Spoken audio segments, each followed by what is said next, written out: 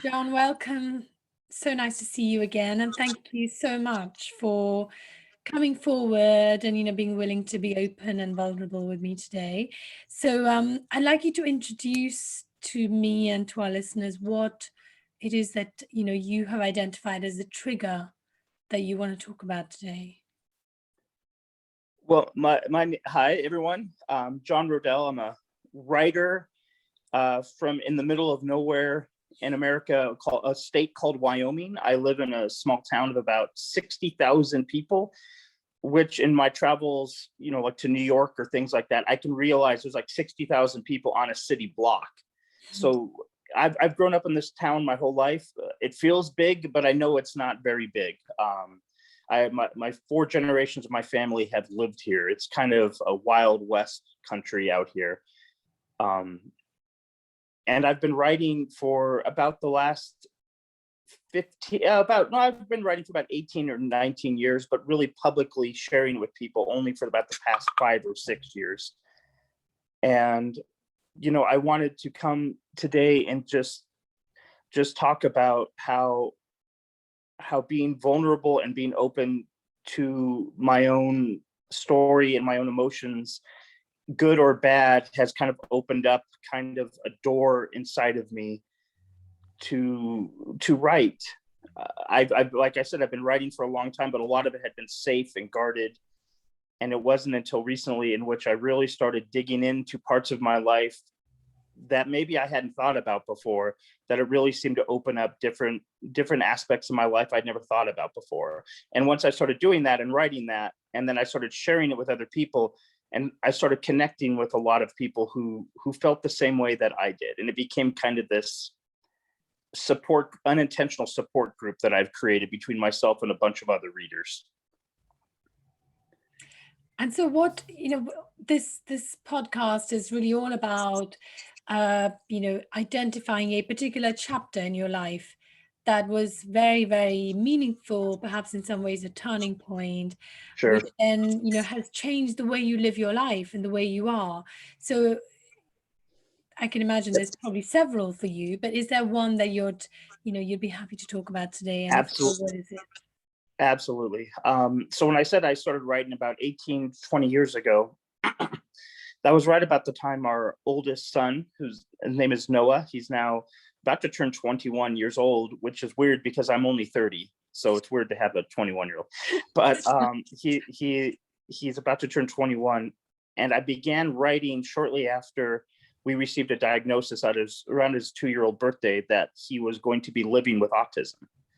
And like I had mentioned, I come from a pretty small community in a pretty small town.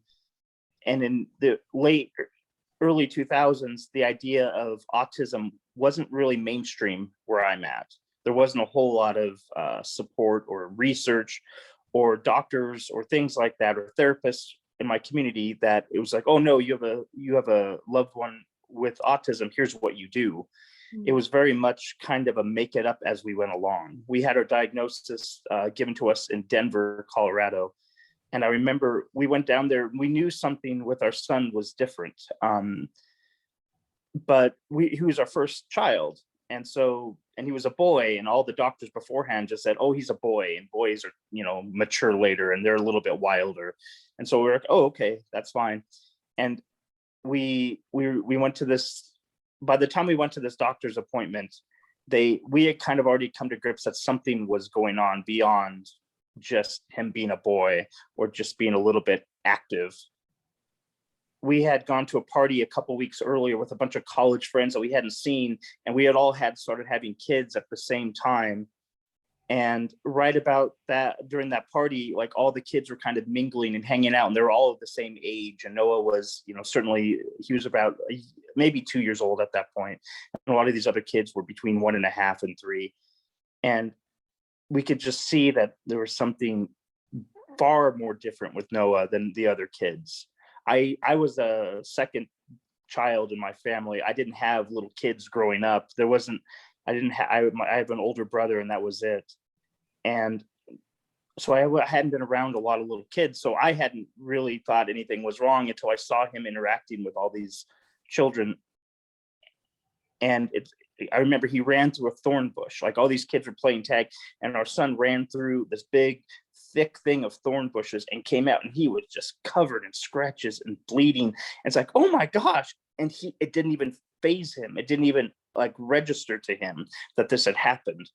Like, he looked at his arm and he just kept going, where any other kid there had a scrape on their knee and it was a 3-hour crime scene. Like, he didn't feel pain in the way that I understand pain to be. And so we knew in that moment something was up. So we scheduled this doctor's appointment down in Denver. My wife had suspicions about autism, and the only thing I knew about autism was from the movie Rain Man. And so I was holding out hope that maybe there was something else going on. Maybe it was a sleep disorder. Maybe it was something going on, medicinally we could just do. Maybe it was something with food. I didn't know. So we went to this doctor's appointment, and they confirmed after about a pretty long, exhaustive examination that Noah was in fact impacted with autism. And I remember driving home with my wife. And so this was about 2002. And we were driving home together from Denver, Colorado, to our home, Cheyenne, Wyoming, which is about a 2-hour drive. And the entire drive home, my wife is focused on, okay, these are the phone calls we're making. We're going to do this and that and this. And she had this list, and this maternal instinct kicked in, where she could see what we needed to do. For me, I was still stuck in the doctor's office, like an hour away. My body was there in the car, but I was still floating in some sort of out of body experience in the doctor's office. And I felt grief, and it was this weird, and our son was right behind us, 2 feet behind me in a car seat. Yet I was grieving for someone who was living right next to me and breathing right next to me.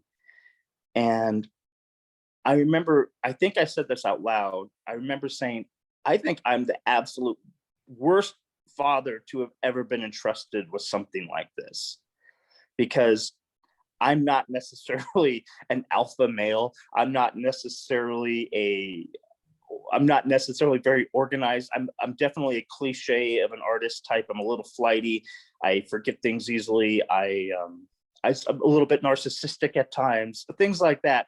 And I thought, a child, and they told us he was going to be severely impacted moving forward. I mean, he wasn't even beginning to speak. All his cognitive skills were pretty low on the mark, and they said, it's too early to tell, but likely he will never ever have any independent living or anything like that. And granted, even back then, they were still, this clinic was fairly new it was like a specific autism only clinic. And so they acknowledge that we might be wrong, but he's going to be severely impacted. And so on the drive home, my wife was coming up with all these plans. And for me, I was just like, I think we just need to just like shut things down for 5 years and cry. And thank God my wife kind of is in charge. And we started just jumping into things, therapies and things like that. And it opened up something inside of me, watching my wife make this choice. Like, today we're going to try this. Tomorrow we're going to try this. Next week, if none of those things work, we're going to move on to this. And right about this time in my life, I was really starting to become involved with improv and comedy. And it was, you know my story a little bit more than other people, but I have long been, loving to get on stage and making people laugh. It was kind of my natural thing. The one thing I was good at in school was making people laugh. I couldn't do algebra. I couldn't memorize historical facts, but I could do little impressions during lunch or whatever. That was what I went to school for. I enjoyed the captive audience. So I was just becoming involved with comedy, doing improv comedy at this point. And in improv, there's this one fundamental, and it's called yes and, in which whatever the audience suggests to you, you just say yes, and then you move on with it. You don't feel like, oh, wait, no, you want me to be a walrus? No, I wanted to kind of be a goat. I have this great goat thing I want. No, you have to let go of all of that and jump straight into being the best walrus you can be. Oh, the walrus is now in Walmart on the moon. I was hoping the walrus would be in Mexico on a beach. No, you have to let go of these things you had in your mind, how you wanted it to go, and just say yes to it. and here's where we're going with it. And then you keep saying yes to how the scene goes on from there with your castmates or whatever. It's this whole thing about being open-minded and letting go of these constructs and things that don't work and just jumping into the present moment. Yet I was learning that for the stage, but in my real life, I was not yes-anding this moment. I was like, no, but please, no, but. And it took me a couple of years to kind of untangle that knot and to find the correlation between those things, where my wife had seamlessly moved on to, yes, here's where we're going. Okay, that didn't work. Yes, now we're trying this.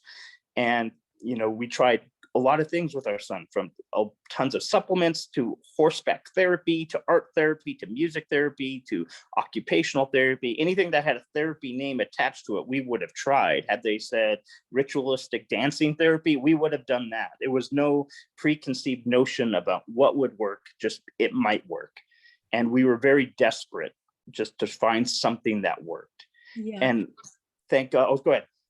No, I was going to ask you, your son was at this point only 2, wasn't he? Was he 2 or maybe coming up to 3 years old?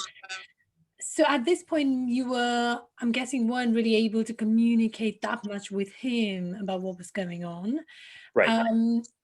At what point did you feel able to maybe include him in this journey of, healing him, or not healing, right. Healing as a family, really? Right. Not for a while. We had, there's a lot of different approaches to how you look at this. And so about the time he was 4 or 5, we kind of discovered that he had also, maybe about the time he was 4, he had a issue in his stomach, and I can't even pronounce it. I wish they came up with a cool name for it that I could say it. It's like glucose maltose deficiency and 3 other scientific words that string along to it. He couldn't have the ability to break down any kind of wheat or yeast in his stomach. So every time he ate like a bagel or a waffle, it would just sit there and ferment in his stomach, almost like a beer or an opioid. It would just sit there and it would make him drunk.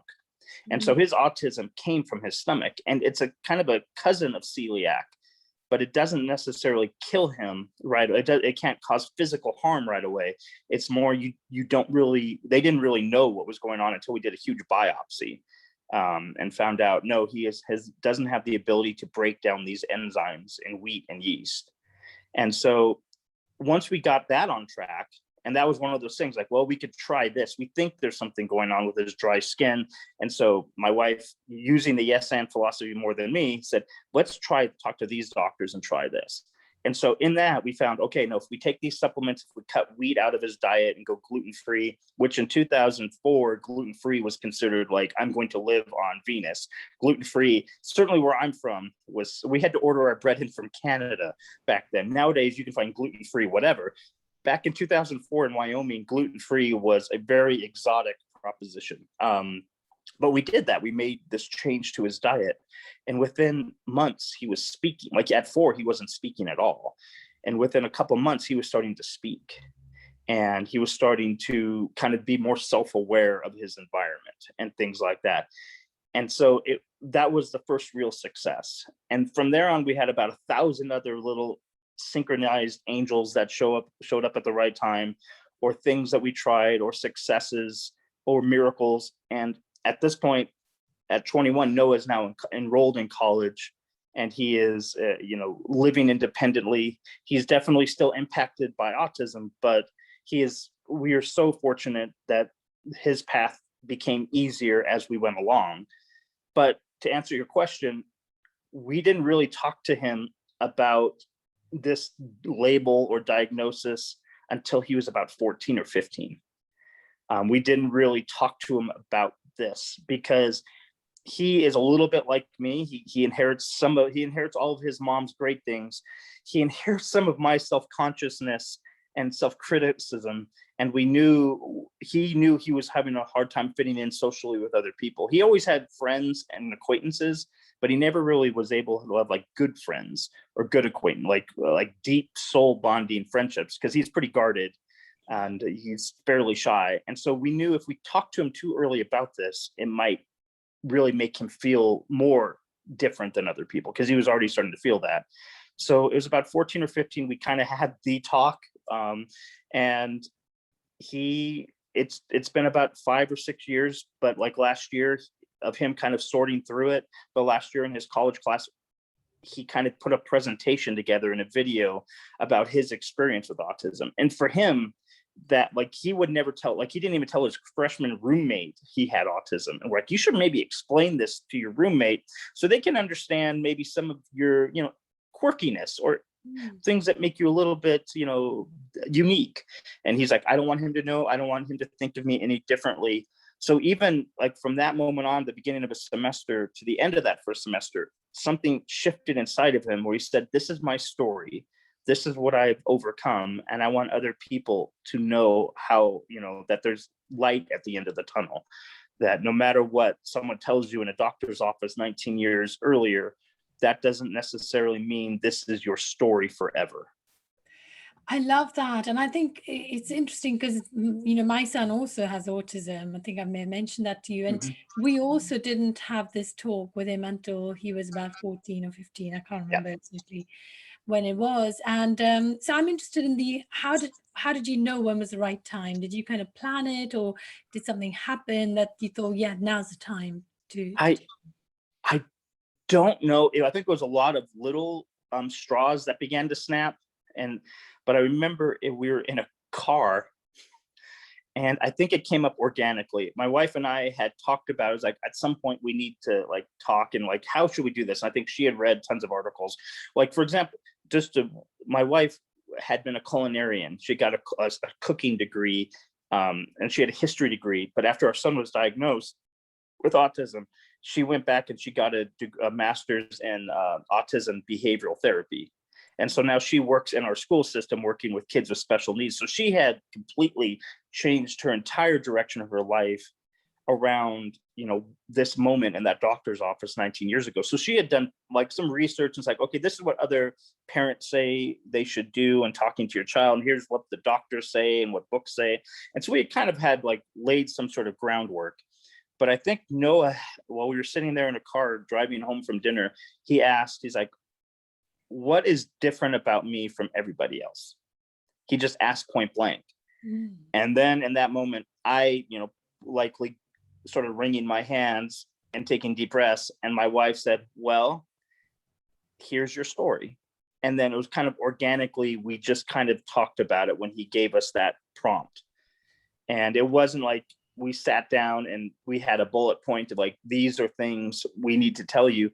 The main important thing was, this is what a file says about you, but regardless of that, you are loved. That no matter what else we say, you are loved. No matter what, a teacher, a file in a school or a doctor's office says about you, you are loved. And, that is not who you are. So that was kind of our story. Yeah. How did he take it? Was he surprised, or did it kind of explain? Yeah, he was surprised. The more he thought about it, and initially he was surprised. He didn't really know what that word meant. He didn't really, and so he was surprised. But then it also made sense to him. Things started clicking. It's like, that makes sense. Oh, that's why every summer we went to this 2-week intensive camp where my 2 younger brothers got to just play around, and I was doing like hardcore therapy. Oh, this makes sense why I, have to, when I was a little kid, I used to have those stimming motions and I used to shake my hands and things like that to make myself calm down. Oh, this makes sense why, I broke my arm once and I hardly ever cried. That makes things like that started clicking for him and making sense. But it was kind of like how I went through it. It took a couple of years to start unpacking all of that. You get over the shock of that, even though, when I found out he had autism, he was living with autism, it was a shock for me, but it really wasn't. For him, I think it was the same way. Here's some information. In your soul, in your heart, you probably already knew something like this, but maybe your brain hadn't thought about it. Yeah. And I suppose it's that confirmation from someone who is an expert suddenly means that there's a label that you didn't want to admit that there was there. But, obviously it's been 20 years since that Right. diagnosis. And I'm hoping our world has changed in the way it views autism and how. Yep. So what's been the biggest shift in your experience of the way people think about autism, the way people, treat others who have autism? Sure. The big shift I see now, granted, I'm not that perceptive or wise, but this is what I've seen. When our son was first diagnosed, when Noah was first given the diagnosis, we had people, the exterior of our family, maybe distant relatives, who, when they kind of heard through the family grapevine, contacted us and said, you know what, you shouldn't tell anybody about this. Don't tell the schools, don't do anything like that, because they're going to just label him. They'll think of him differently. He won't get invited to sleepovers. Like, we had a number of people tell us, like, to keep it as like a family secret. And we didn't do that. We kind of went the opposite way.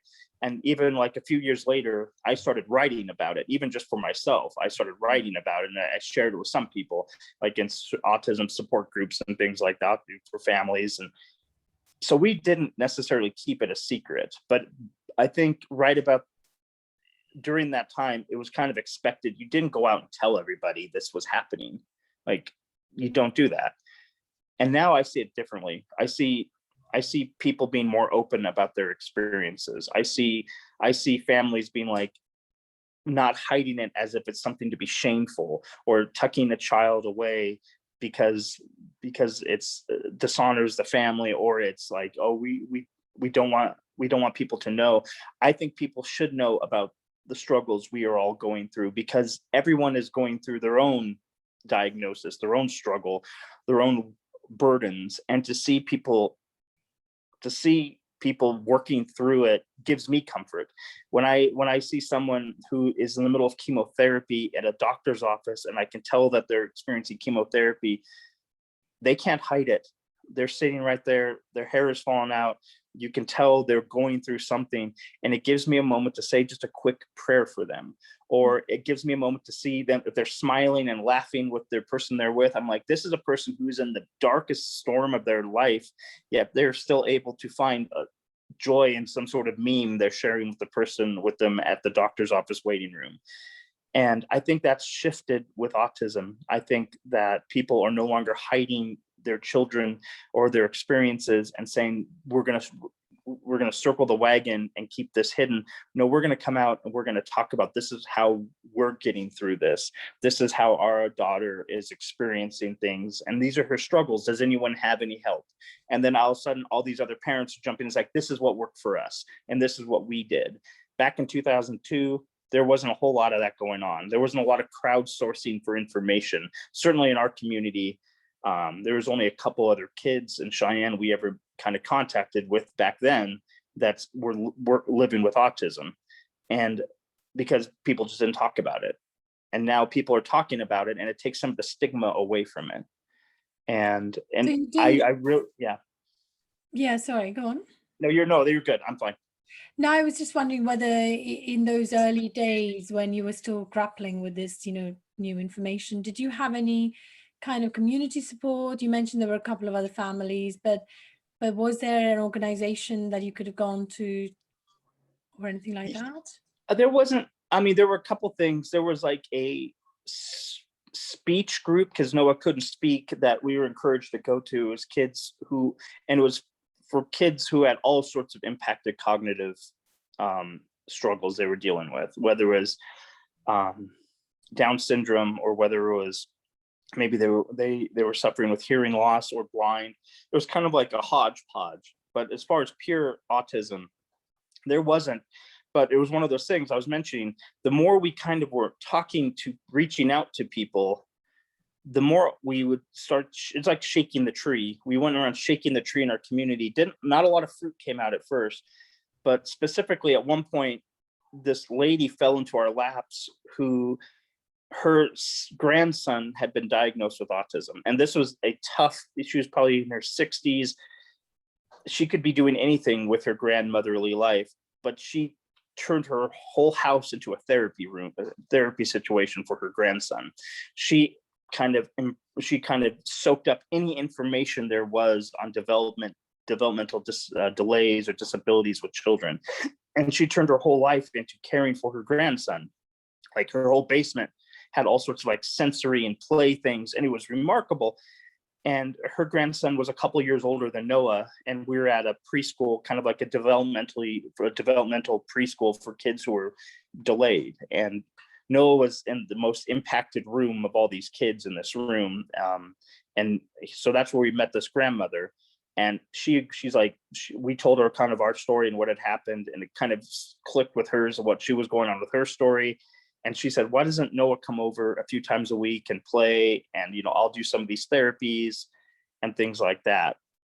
And then from once a week, it became 4 days a week. And she kind of became like a second, third grandmother to Noah. And then from there, she started reaching out to other parents, knowing, hearing their stories, saying, why don't you have these kids start coming with Noah and Sean? And then all of a sudden, within a couple of years, there was like 5 or 6 kids in this like camp situation that she had created. And she would bring in different therapists and different, speech therapists and cognitive therapists, and she would take them on outings around town and things like that. And it wasn't just mom and dad doing it; it was someone outside. And she was, for a good part of the time, just doing it out of the goodness of her heart. And so that was the first kind of moment we learned, is like, if we are willing to be brave enough to talk about it with other people, good things can happen. Sure, Noah might get talked about behind closed doors, or people might whisper and gossip about, oh, Noah, or, John and Jenny or whatever.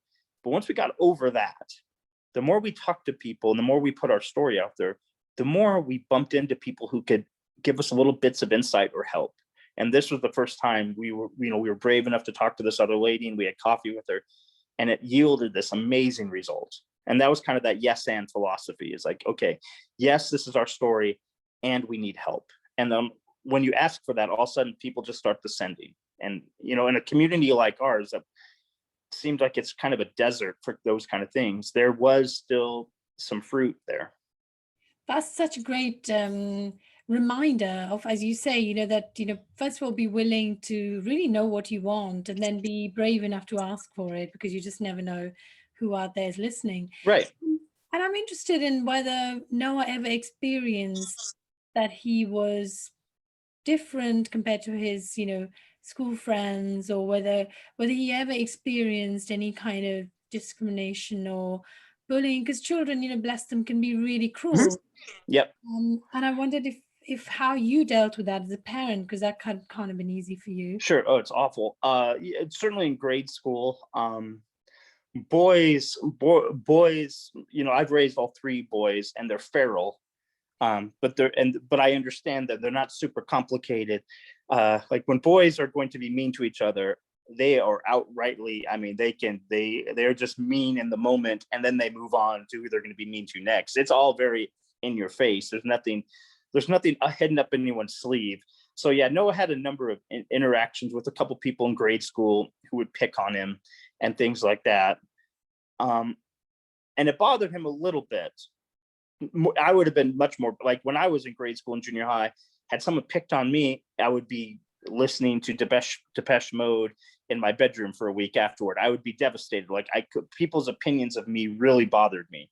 If they didn't like me, I really needed to do an autopsy to figure out why. For Noah, it would bother him, but he would always go down to, like, I only need like 8 people to like me. And it was like his immediate family. Like he didn't really, and it still carries true to this day. He doesn't want people to think of him differently. He doesn't necessarily want to share his story, but if someone didn't like him, or if someone was mean to him, he was able to, almost like how he ran through those thorn bushes, he was able to just be like, this doesn't bother me. And it's very courageous, and it's very brave. And it's probably something to do with how autism works in his brain. He's very focused, singularly focused on what's in front of him. And if it's not in front of him, it doesn't really matter right now. The abstract doesn't really matter. If he's working, he loves editing film. That's kind of his thing in school and stuff like that. You put a piece of film in front of him and some headphones on his keyboard, he can singularly focus on that. And that is like laser, like intense focus. If someone is in the background trying to distract him, you can't unless those brothers physically put him in some sort of like wrestling move. Like he is singularly focused on something. And so it's kind of the same way with his relationships. If people don't like him, he's like, well, it doesn't bother me because I'm focused on these people instead. So he has this compartmentalization of kind of his emotional things. But I mean, I think part of that is he hasn't necessarily put himself out there as well. I mean, he does acknowledge that he's pretty shy, he's pretty introverted. So there's a defense mechanism in there. So that's why last year, when he was willing to make a video of himself narrating kind of his experience with autism, it was such a huge step for him, because that's going beyond just looking at what's in front of me, the 8 people I care about. Now I'm putting this out for 150 people in my class to make a judgment on him. So, And was but it it's a his process. idea, or did somebody suggest that to him? It was him. It was organic. And some of it is because the older he's gotten, he's starting to read some of the things I've written about his journey with autism. He's starting to read some of the things. And now, granted, this isn't because I'm some great parent. A lot of the times I wrote these things because I was so hurt and confused that writing for me was the way to untangle the Christmas light knot. So like I have to write in order to sort things out. And then I made the decision, like, well, if I'm this conflicted and need things to sort things out, and my writing helped me, maybe it'll help one other person out there. So I started sharing my writing kind of on Facebook and in the world, and Noah started reading it in the last couple of years. And I think that, and a lot of what I write is, what I've talked about here is like, this isn't who you are. It's what you're experiencing. It's what you're going through. It's what might be stamped on a file, but who you are is so much deeper than this. And so I think I hope, we've talked about it, I think he has taken some of that and decided he wants to tell people there's something else other than that. And if he's quiet in a classroom, or if he seems a little nervous, it's because of this mountain he is still climbing. Yeah. And I think there's so much to be said about, people with autism, or parents of people with autism, doing a little bit more to educate the people who have no experience of it, because so much Right. of discrimination and conflict happens because people don't understand. Right. It's often not because they're deliberately being mean, but because people just are like that when it's something that they don't understand or they don't Right. have any experience of. So that's really commendable that he did that. And but I want to talk a little bit about you. And you mentioned, obviously, that your wife Jenny was really the person who kind of took this information and decided, right, we're not going to be depressed about this, we're just going to do what we can for our son. Right. And so she was, I suppose, in some ways the wind beneath your wings in the family. Right. Yeah, Tell she's me Bette Midler. Yes. yeah, she sounds amazing. I can't wait to meet her. But Yep. tell me about you and how, although having her do that was obviously very, very powerful, and it's probably changed the way your family dealt with that whole Right. diagnosis. But what was going on for you? How did you feel knowing that this had happened in your family? Like I said, I was stuck in that moment.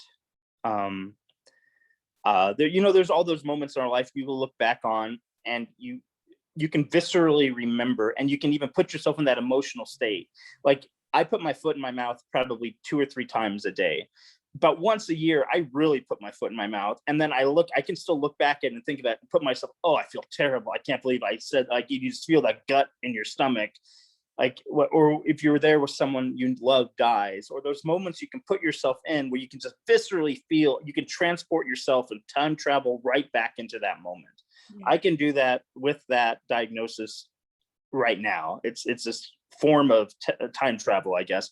I can be there in the doctor's office with the humming fluorescent lights behind me, with all the cheap plastic toys they had Noah play with, and I can see the doctor very clearly. I can hear everything. I can live in that moment as long as I needed to. And I stayed there way too long. I stayed way too long in the problem of, not the problem, but the diagnosis of, like, this is how your life is going to be impacted. And in those moments, you have 2 choices. You can either be like I was and just lay down in it and be like, this is awful and this is my life now. Or you can do what my wife did. It's like, okay, here's the information. Yes. And here's where we're going. for me, it took, and this has been building for years. I mean, I look back and I think what you say about people, not necessarily part of our job of being a parent of children living with a special need is to help gently educate people on the outside of what this experience is like. Not necessarily in a way of shaming anyone's like, oh, you're so ignorant, our problems are the most important problems in the world. But it's just a gentle way of being like, okay, if now when I see a child in a grocery store and they're acting out, maybe in my early 20s, my self-righteous years, had I seen a parent who couldn't maintain a child was having a tantrum, I've been like, oh, what terrible parenting. But now I take a beat and I'm like, I wonder what's going on. Is it a bad day? Maybe there's something going on, a bigger struggle than I can acknowledge. It gave me empathy. It opened up this whole canyon of empathy inside of me. And so I look at my job now as to trying to help other people to empathize with what things they don't know that's going on in someone else's life. And those first few years for me, it took a long time for me to get out of the grief role and into the yes and role. And then I was able to be like, now my job is to advocate for my son, but not in a way that is overt. I'm not going to be out there screaming at other parents whose kids were mean to my son. My job is to be out there telling someone, it's like, he has as much dignity as anyone else. Anyone living with a special needs is born with the same kind of celestial dignity or, divine love as any other person that lives on this planet. And I think that's where I found my footing in his journey. Is my constant role is to be like, different does not mean broken. Different doesn't mean you are fractured irrevocably. It just means that you're like a piece of stained glass. The light reflects through you a little bit different. You're like a mosaic. You might have some parts that don't quite fit together, but when you put it all together in a big frame thing, it can be beautiful. It's like, this does not define you. So it's changed the way I approach it. Yeah.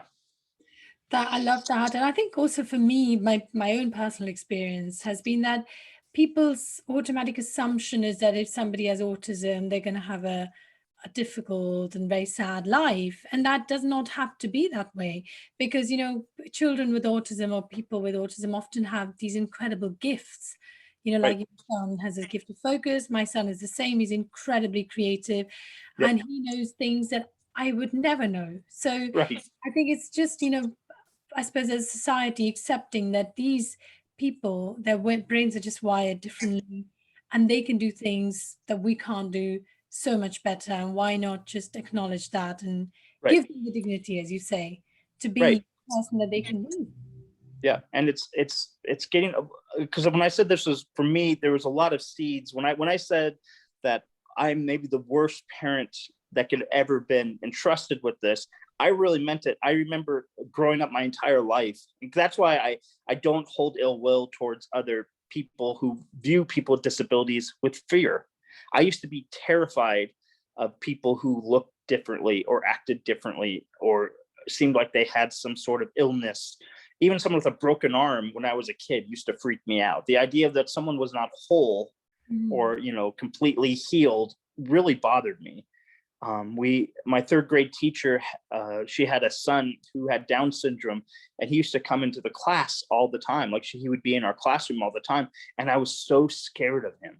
I remember being like in a small group with him and my hands were trembling, like sitting next, as if he was going to he was contagious. I don't know what, but it was just the way I was, maybe what brain was wired to believe is like, different is scary.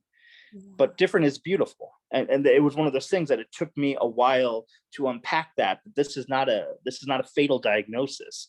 This is something that, as you say, there can be some beautiful moments inside of here. There can be some moments of just because you're not necessarily wired like everybody else does not mean that there isn't going to be some amazing things that come out of you, and some amazing, you can still have as much life as anyone else. It might look a little bit different. You might, different juice might come out of the lemon that you're squeezing, but it's still going to be juice and it's still going to be amazing. And I had to get over being afraid of all of those kind of preconceived notions about what it meant to have someone you love who was not considered well by society. Yeah. And yeah.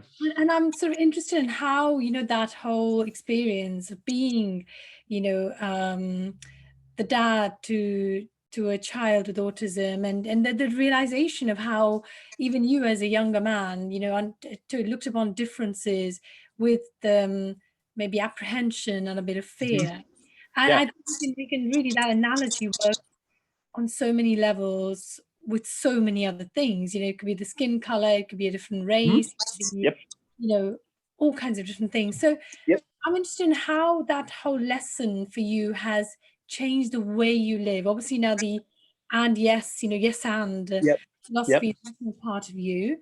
So beyond, what's going on in your family, tell us a little bit about how it's changed your life and what you want to do for others. Oh yeah, it has cracked me open like an egg. Like everything, when I say, and you have a great way of prompting that, like the triggering moment, I wouldn't have really thought about that a year ago, that moment in the car where I was stuck and I was grieving, that was kind of the moment it all started for me. And it took a couple of years for it to unwind. But this yes and philosophy, watching my wife jump into it and just like, okay, here we go. We have been through in our family, and my wife and I have now been married over 20 years. We've been through a lot of other struggles, not just, with our son's diagnosis. I personally have been through struggles. And that philosophy has saved my heart now 1,000 times over. The idea that I can only control so much that happens. I mean, look at the last year. I can't control a pandemic, but I can control how I respond to it. I can't control how, angry people can get, but I can control how I react to people's anger. And that's really what that moment taught me was, yes, our son has a diagnosis that sounds very dire. And they said, it's not his life is not going to have the same quality of life as other people. Yes, that's terrible news to hear. But I've learned how to react to those moments where you're given really bad news or horrible things and try to look at it differently instead of as that this is a problem and now we're ruined and now my life is over. And now it's like, okay, this is an adventure and this is how we're going to react to it. And 1,000 times over through my writing, I don't really have a plan when I sit down and write a poem or anything like that. I just say yes to how I'm feeling and I start typing. And then things come out from there. And how I interact with other people, it's all very yes, and it's all very, we might disagree about something and I still value you as a person. It's just changed the entire way I look at life in general. And when things out of control come out, when a comet comes out of nowhere to terraform the world I live in, instead of being like, oh, everything's different and ruined now, I'm more of like, yes, that happened. And here's how life is going to continue on from that moment.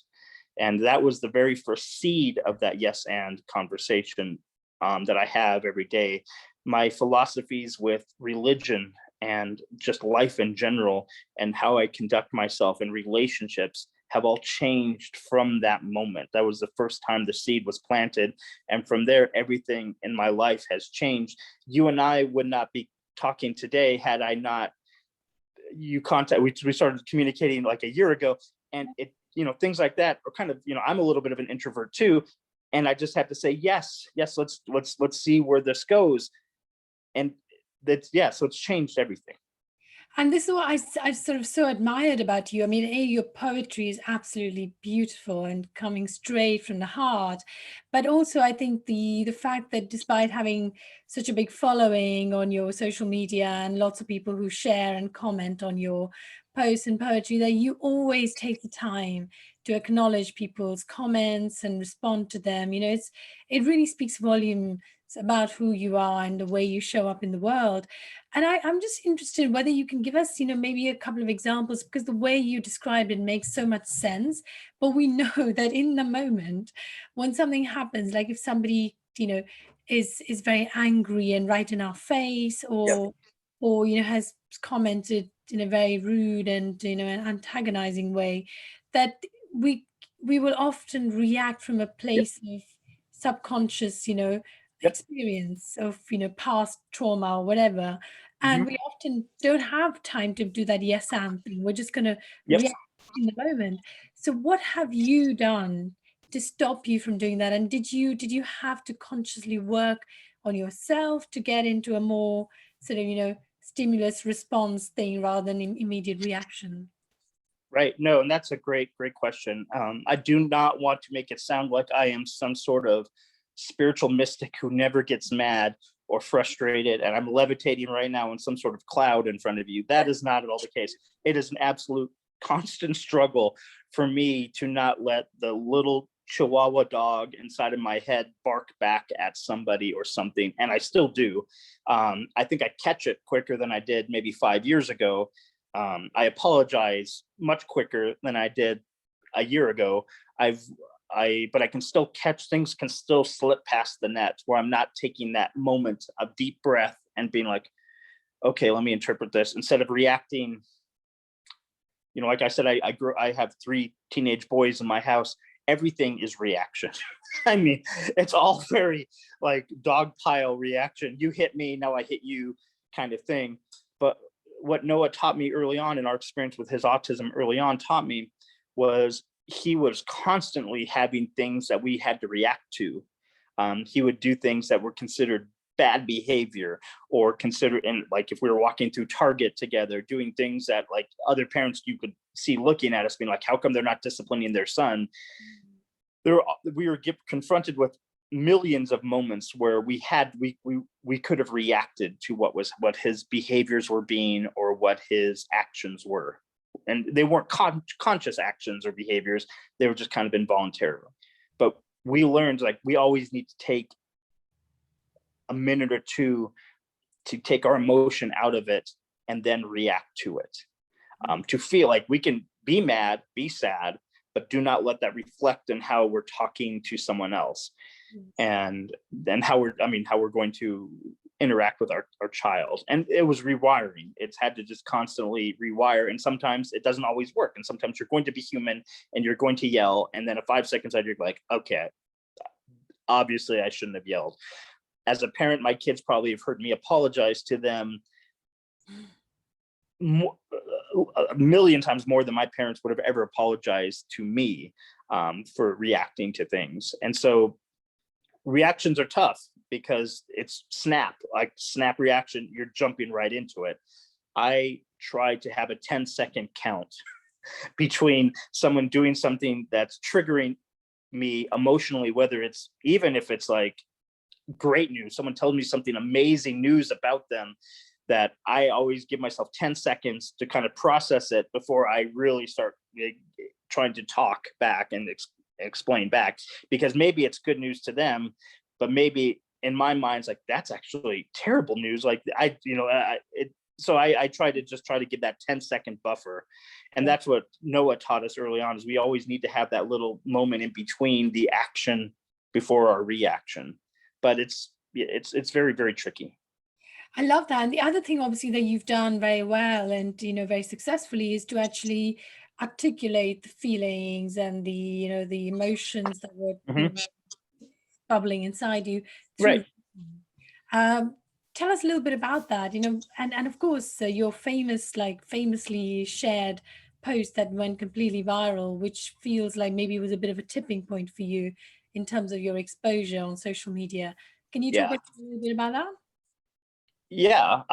So again, I'll caution by saying, when I say, so I give that 10-second before I react, that doesn't mean I feel things very deeply. Like, and that's why I've learned this.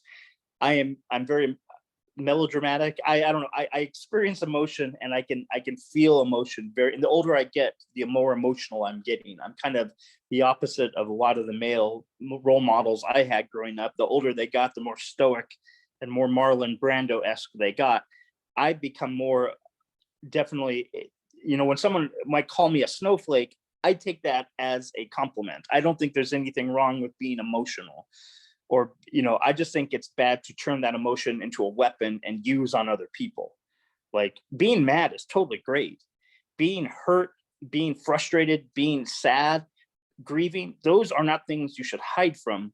Those are things you should embrace.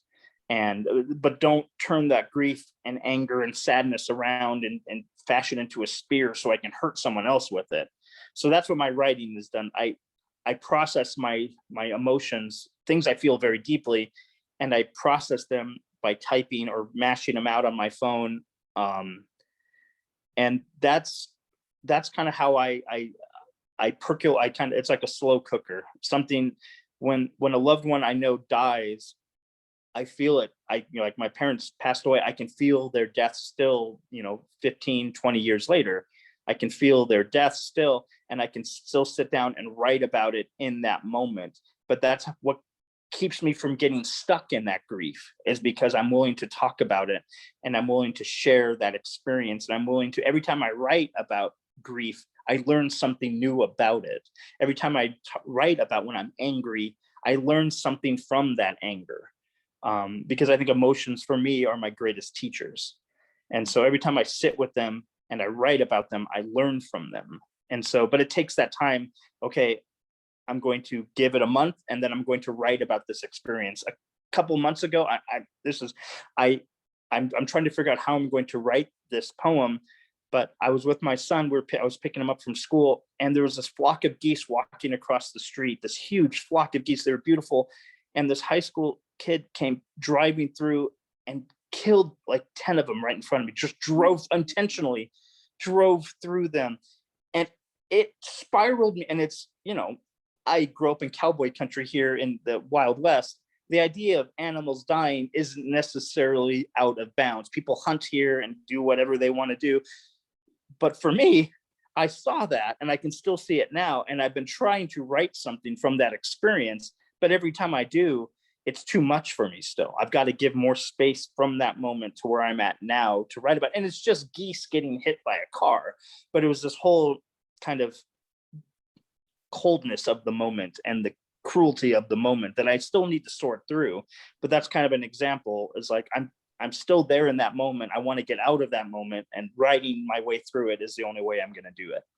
Yeah, and I think you're so right that because emotions are obviously energy, that Yeah. sometimes you need to just look back and just give that energy a name and acknowledge it, and Yep. then maybe putting it into words is a really beautiful, tangible way of doing that. And perhaps, more of us maybe need to find ways like that to just release some of that trapped Yeah. energy that's holding us back, which leads Yep. us on obviously to what it is that you're looking to do, in terms of, I mean, we've talked about this recently, and your plans to help others to create a similar, self-help way of, perhaps coming to terms with things that have maybe been eating them up from inside. Yeah. I think, as I'm kind of falling into a little bit of my purpose, you and I have talked before, I have definitely been more of an adrift in my vocation, or a little bit more abstract in what, a lot of people my age, they're lawyers or they're doctors, or this is my vocation, this is what I do. I've never really had that sense of connection to anything. This is what I'm here on this planet to do. I always know I wanted to make people laugh at the lunchroom, and then I became a dad, and I wanted to be became a husband. I want to be the best husband, then I wanted to be a father. And I never really attached myself to any kind of like vocational or professional thoughts. But in the last couple of years, I wouldn't necessarily call it like a profession, but something I want to do, and what I always aspire to do now when I write or interact with people who read my work, is I want them to know that it's okay to be vulnerable. It's okay to share these parts of your life that are, you haven't shared before. If you feel compelled to share them, you shouldn't hide who you are in order to make other people feel less afraid of you. I was terrified of a child with Down syndrome when I was in third grade. Had I learned that lesson back then, I would love to go back in time and sit with that child as a child myself, and interact with him bravely and in that moment. But I was too afraid to have that experience. but I want people to be able to share parts of their life and to be able to connect with their story. And that's what writing has done for me, is I've been able to sort these blockages, these emotional blocks in my life by writing about it. And for other people, it doesn't necessarily be writing. It could be whatever venue they need to do in order to share and express who they are. I mean, you said it pretty well, that, you know, there's plenty of people out there who are made to feel ashamed of, you know, maybe their religion or their skin color or their maybe their orientation or whatever it is about them. They keep it hidden because they don't want people to judge them. What amazing stories are we missing out because people don't feel brave enough to do that? And, you know, I certainly wasn't brave enough to do that, but watching my wife be brave enough to do that 18, 19 years ago, when she started reaching out to people and sharing, this is what's going on with us, that changed the life of our family. And when I started doing that on my own with my writing, that changed the life of me as a writer. And for every other person, it's just the idea of like, don't hide who you are from the world or what's going on with you from the world, because number one, unintended angels might start coming your way. But number two, you just sharing that you have survived this moment will give someone else, that's how I can survive too. Someone else who's going through the exact same thing, to say, wow, if someone like John Roedel, who has to replace his cell phone every 3 months because he either loses it or puts it in the freezer or, you know, whatever, if a schlep like me can overcome these things, then maybe I can too. And I think that's the double-edged sword of that, is one, you don't want to hide your story. You want to live your life authentically and not be ashamed of what's going on. But two, my gosh, just sharing it might save someone else's life. Yeah. Do you know, while you were speaking, I just had this literally this idea come to me, and I'm going to share it with you. Yeah. You know, you talked about when you were in third grade and this little, you know, child with Down syndrome, and you wish that you'd known differently and you'd interacted.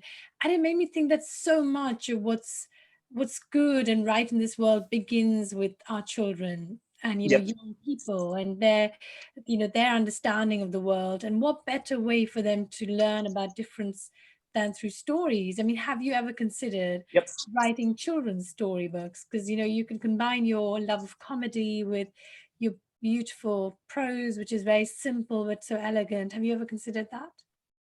I actually have. I've been terrified of it. It's funny that you mentioned it. When I was in college, I wrote a children's book that it was the first thing I think I ever wrote. That I wrote. I took like a children's literary class. I'm like, I could write a children's book, and so I wrote a book called "Can Grandpa Still Fish in Heaven?" And I submitted it to a bunch of publishers, and they all wrote back and said it is too trite and too silly or whatever. It was panned by like 30 different places. So I was like, I'm never going to submit to anything ever again. But I thought of that because I thought it was probably, I still have it somewhere. I think it's probably is truly terrible. But I think about that as like, because I think I wrote it at the moment. I think I just lost a grandparent. And I thought, you know, little kids and death, that's kind of a taboo subject. And I thought, well, that's what I kind of approach is like, this is a subject back in 1997. No, by 1995 would be no one's really talking about death with kids and things like, at least in my area. And so I thought, okay, well, write a children's book that'll help kids maybe deal with the idea of what it's like to lose a loved one. And it's okay to ask questions like that. Yeah. It's okay to ask, you know, why does God let bad things happen to us? Obviously the publishers and the literary agents disagreed with that, but I do think you're exactly right. That is fertile ground. That is an open garden to be something beautiful to be grown in. When I teach improv, I do improv workshops, and I've done everything from older groups of people like in their 80s down to grade school, and those are the two easiest groups to work with. Grade school kids are super fun because they're open-minded and everything is kind of new, and there aren't these kind of set cast concreted cemented roles or philosophies in their mind, and they're easy just to have them jump into it and to learn about things and to explore different ideas and notions. Same with older people. I've noticed, like the elderly, they're more ready to like, well, okay, let's be a little bit, they're the less inhibited. It's Yeah. the groups in the middle that I struggle with a little bit when it comes to improv.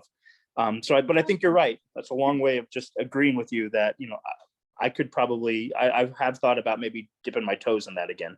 Yeah, well, I mean, you just have to look at some of the most successful authors and find out how many times they were rejected before Oh, sure. they went on to Yeah. become famous. So, No, yeah, but it's no, just the world now. I think there's a lot more children's storybooks that are, yep. with animation and all kinds Yep. of fun stuff that technology allows you to do today. So, but storytelling ultimately is at the Yep. heart of what you would Yep. love to do. Is that right? Yep. I love listening to people's stories. If I were to go to lunch with you and you told me about the day before when you went shopping and your shopping experience, I love when people tell stories. I don't care what it is. I love, because there's all sorts of flavor you can get. And, why did you pause there? And, oh, you're talking about this and that. I just love the way people tell stories and how they interpret the world, because obviously the only interpretation we have is just through our own eyes. And this is how I experience the world. But I love it when I hear other people and how they experience the world and react. And sometimes it's things like, oh, you're being ridiculous, but I love it because, it makes me feel better in my own ridiculousness. The more we share our stories with other people, the less scared we are of each other. I mean, I sometimes I work in a job where I can deal with some confrontational people. And when I just listen to them instead of letting that little chihuahua in my head bark back to him, if I take that 10 seconds of counting that we learned from Noah years ago, and I just listen to people who are angry, I might not agree with them. I certainly don't agree with most of it, but I can appreciate that they really believe and this anger is coming from somewhere, and I need to listen to it. That doesn't mean I need to agree to it or like advocate for it or to even support it. But we need to listen to each other, even the people who we think are abominations. We need to listen where they're coming from. And I think that's how we connect as people. And so any chance I can get to have people tell me their story, whether it's through writing or, improv, or man, if I could get together, what I love going and watching people do live art, like those live painting shit. Like we can go watch someone paint live in front of you. That's telling a story. Yes. Any chance I can get around someone telling me a story, one vehicle or another, I love it. And so that's my passion. Yeah. So I have a final couple of questions for you. So obviously, there's been a number of roles you have fulfilled. You've been a dutiful son, and we obviously didn't talk about all of that. But in your wider story, I know that that you have probably to some extent subsumed what you really wanted from your life to fulfill these other roles. Now, as your children are growing up and they probably don't need you quite as much, here's your opportunity to be the John Roedel that you always wanted to be. So tell us very briefly, what do you see yourself being, if nothing can stop you getting there? That's a wonderful, wonderful, wonderful question. I don't know, and that's what makes it so great. I used to be, like I said, I've been pretty adrift when it's been what is my professional goals or my vocational goals. At some point, I was like, I don't know, there probably won't be anything. It's kind of self-defeating. It's changed for me. Now I'm like, I don't know what the future holds, but I know something amazing is coming. It's this expectation now, where before I was kind of, we talked about it, or I've kind of been in a position where I've needed to fill these other roles in which things that I wanted to maybe do with my life, I wasn't able to do back in my 20s, 30s, or now 40s. But I'm coming to a point in my life where it's like, it feels like those responsibilities are coming to an end. And now there's something after that. Mm-hmm. And instead of being like, well, I don't know, probably more of the same. And now I'm like, I don't know, how amazing is that? A long time ago, I used to be a youth minister at a church where I would like take kids on trips and do things like that. I can't imagine ever doing that again. But thinking back about that now, we used to do something called a spontaneous road trip, where we would get in a van and then we would drive for a while, and then we'd get to a crossroad and we'd roll a die and decide which way we're going. And we did that for like a week. where you just end up driving and you just end up in places where you would never, ever expect to be. You would never like, oh my gosh, we're at this corn cob festival in Iowa.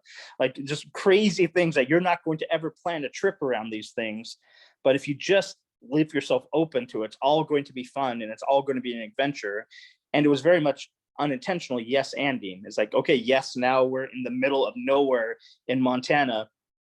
And there's this Bigfoot museum over here. We're going to go spend a day exploring Bigfoot. It's those ideas like, I don't know where we're going, but it's going to be fun. And that's how I look at things now.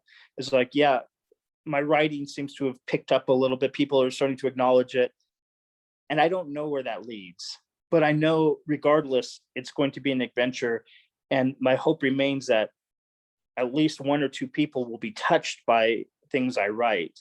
And after that, I am assuming in the most basic way that whatever is supposed to happen for me will happen, as long as I keep saying yes to telling my story, as long as I keep saying yes to those lessons I learned from Noah years ago about just don't get stuck, keep moving forward.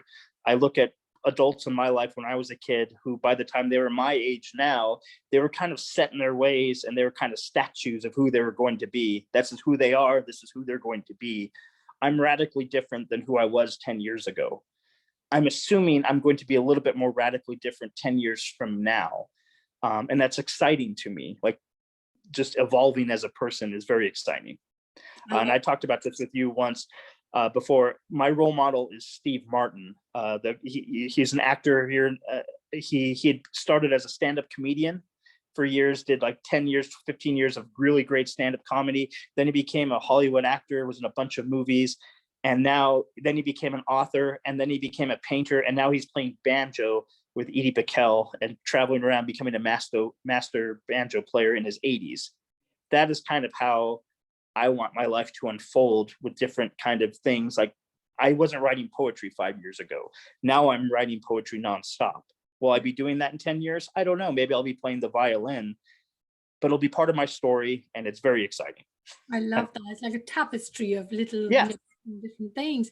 So my final question to you, John, is that given all of what we've discussed, what would your definition of a fulfilled life be?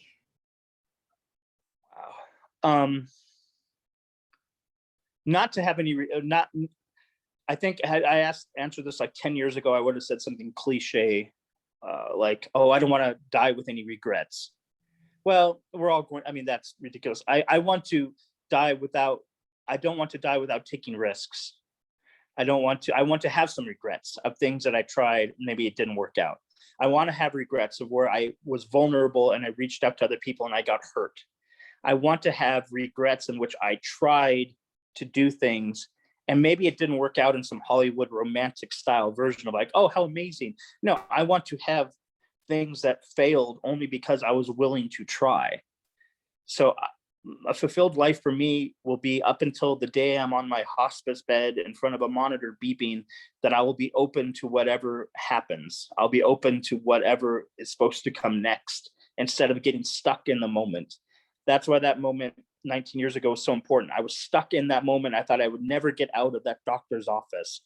But through small little practices and people being patient with me and my own work, I was able to get out of that and keep moving forward. And that's how I want the rest of my life to unfold. It's like, I just want to keep moving on to, okay, what is the next experience? What's supposed to happen next? I can always go back and learn from those experiences. But even if I fail, I want to keep failing forward and keep trying and keep evolving as a person.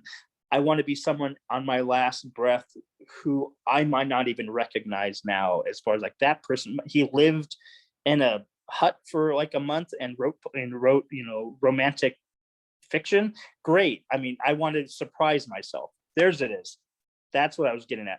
I want to keep surprising myself. So that is how I want to spend the rest of my life. I love that. And you're going to do that by living your life as if in an improv. Right. Yes, Andy. Yes, absolutely. I didn't come to this conversation at all with any script or thought of what we would talk about. I just knew I was going to just say yes and jump into, this is where we're going with this. And Yeah, that's exactly how I want to live my life, is just someone open to whatever's supposed to come next. And improv, I fail all the time. I mean, half the people in the audience are there to watch us fail on improv. It's like watching someone on a tightrope, or they might make it, they might not, but either way, I'm going to be entertained. And this, it's the same way. I know I'm going to make, with parenting and relationships and with everything, I'm going to make 1,000 mistakes, and maybe I'll have 5 successes, but that's part of the adventure and that's part of the fun. I love that, John. Thank you so much. It's been Yeah. fascinating. And I always love listening to you, weave your little stories, even as we talk about, just everyday life things. So thank you so much. And I look forward to your children's book and all the other exciting things that I'm sure are waiting for the world to see from you. Well, I'm really, really, really grateful. And when you say me weaving in stories, some might just say kind of yammering on or talking at no end. But no, I do appreciate it. You always do such a wonderful job of facilitating and having me dig in undiscovered territory. And once again, you did it again. So I'm very grateful. Thank you.